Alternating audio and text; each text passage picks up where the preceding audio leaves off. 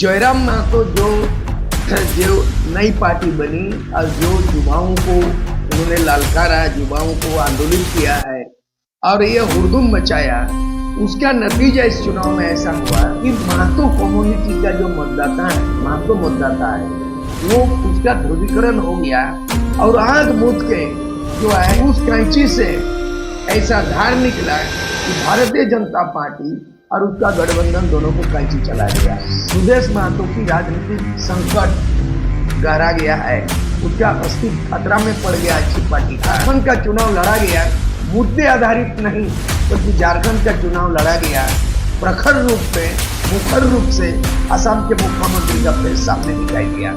सुदेश जी जब आए थे राजनीति में तो एक विधायक मटेरियल बन के आए थे, Jairam Mahato direct CM material बन के आया है। भले वो बने या ना बने अलग विषय है, लेकिन राज्य की 7% जनता हमें सीएम के रूप में देखना चाहती है। यहाँ पे एक मतदाताओं का पोलराइजेशन हुआ, ध्रुवीकरण हो गया। यहाँ पे भारतीय जनता पार्टी का एक तो मैं भारतीय जनता पार्टी के साथ इसको भी जोड़ता हूँ, ये भारतीय जनता पार्टी करारी हार का कारण और ये उसके साथ घटक दल जो है ना एक तीर से दो निशान हो गया। जयराम महतो जो नई पार्टी बनी और जो युवाओं को उन्होंने ललकारा, युवाओं को आंदोलित किया है और ये हुड़दुम मचाया, उसका नतीजा इस चुनाव में ऐसा हुआ कि महतो कम्युनिटी का जो मतदाता है, महतो मतदाता है, वो उसका ध्रुवीकरण हो गया और आंख मूंद के जो है जयराम महतो के नेतृत्व वाली जो पार्टी है, जो कैंची छाप, उसको वोट दे दिया और नतीजतन ये हुआ कि उस कैंची से ऐसा धार निकला कि भारतीय जनता पार्टी और उसका गठबंधन दोनों को कैंची चला दिया, जिसका आज अस्तित्व आजसू पार्टी जो बोल रहा है सुदेश महतो की राजनीतिक संकट गहरा गया है, उसका अस्तित्व खतरा में पड़ गया आजसू पार्टी का। और ये लोग विवेचना कर रहा है कि जयराम महतो, हालांकि जयराम महतो में जो त्रुटियां हैं, खामी रह गया, हम मूल्यांकन करना चाहेंगे। पहला बीजेपी का एडी चोटी एक कर दिया, और डबल इंजन की पार्टी जो कह रहे थे वो भी मात खा गया। यहाँ पर पहले से 5 पूर्व मुख्यमंत्री रहे हैं, बाबूलाल मरांडी, अर्जुन मुंडा, रघुवर दास, मधु कोड़ा और चंपई सोरेन, 5 जो है ना एक्स चीफ मिनिस्टर पूरे जोर लगा दिया और प्रभारी के रूप में जो है ना असम के चीफ मिनिस्टर यहाँ पे पूरा उन्हीं को अगुवाई में, उन्हीं के ऐसा लगता था कि उन्हीं का फेस है। झारखंड का चुनाव लड़ा गया, मुद्दे आधारित नहीं बल्कि झारखंड का चुनाव लड़ा गया प्रखर रूप में, मुखर रूप से असम के मुख्यमंत्री का फेस सामने दिखाई दिया। दूसरी बात है कि जो केंद्रीय मंत्री भी प्रभार रहा है, तो इस तरह से यहाँ पे जो चुनाव लड़ा और चुनाव प्रचार के समय में जो है ना वो आपका चुनाव प्रचार के समय में शीतल है, चुनाव प्रचार के समय में जो उन्होंने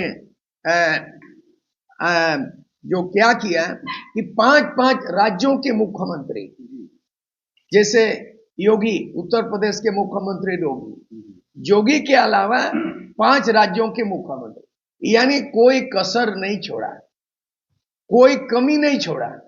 इसके बावजूद भी करारा हार, जहां 2019 में उनका रिजल्ट मिला था बीजेपी को मात्र 25 सीट और इस बार 25 से घट करके 21 सीट पे आ गया।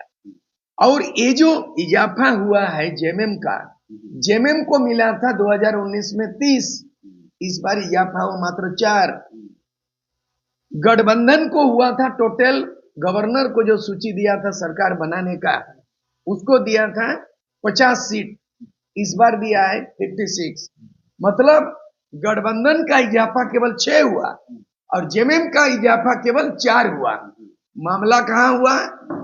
मामला बीजेपी 25 से 21 हो गया। तो बीजेपी हार का कारण आदिवासी मुद्दा नहीं था और आदिवासी या नेतृत्व, अगला मुख्यमंत्री कौन होगा, बीजेपी का ये कमी रहा है। और दूसरी बात, जहां आखिर में क्या गठबंधन एनडीए ने गड़बड़ी की है, गलती की? हमको लगता है कि ये जो अकेले लड़ा, किसी गठबंधन के साथ जयराम नहीं लड़ा।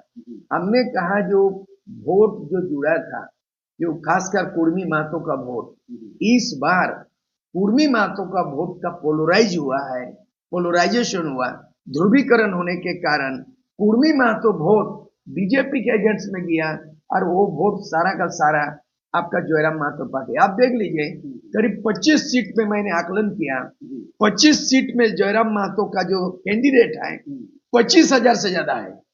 कम बड़ा बात है, 25 सीट में एक कैंडिडेट 25,000 से ज्यादा।